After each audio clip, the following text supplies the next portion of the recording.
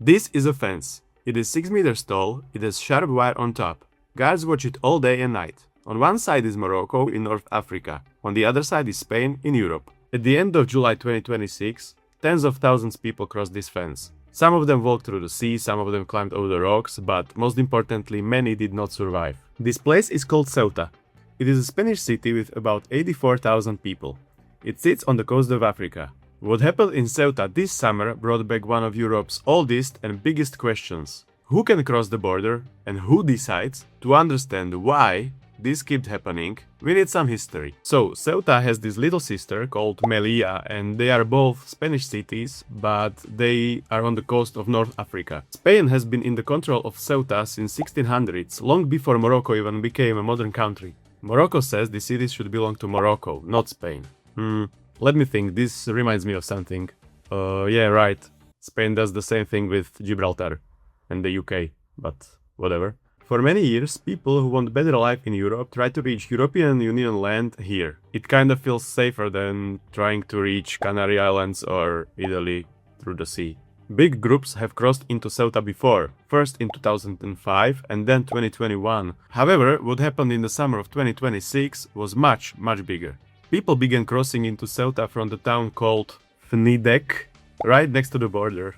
Fnidek. Whatever. The officials said that about 2,000 people entered Ceuta. Then in about 2 or 3 days the number grew really fast. Ceuta's top official said that about 60,000 people entered Ceuta, but someone in my comments in my short video said that it was over 72,000, so believe who you want to believe. However, it was certainly the biggest migration wave Ceuta has ever seen, so we can agree on that, at least. Think about it this way, Ceuta has 84,000 people living there, and more than 50,000 people entered the town in just a week. That's crazy.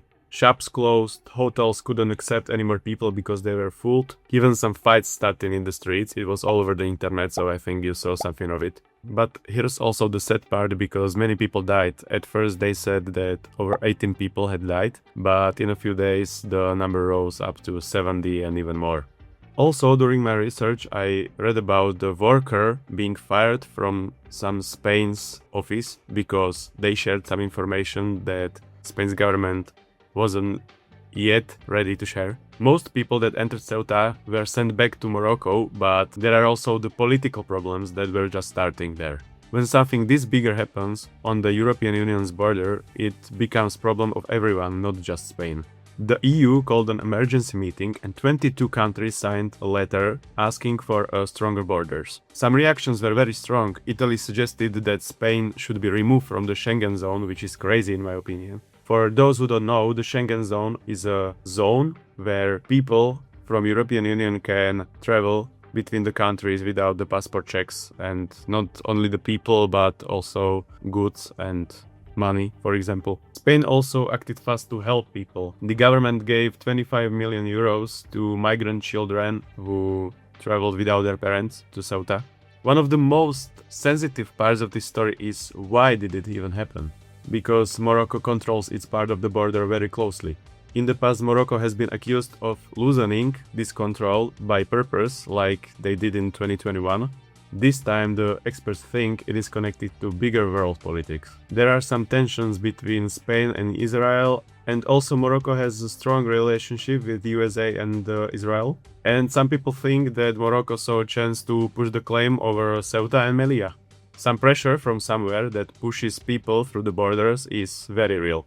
Right now, the Spanish government says that the crisis is under control. Most people who cross the borders are already back in their own country, but the fence is still there and also the pressure behind it.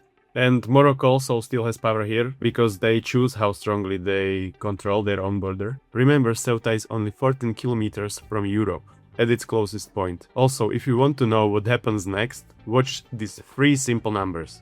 How many people cross, how many European countries actually help Spain as requested, and for how long the fence at Ceuta actually holds. Thanks for watching, and if you like this simple breakdown of world news connected to maps and geography, you should also subscribe this channel, because you won't miss anything what I create for you.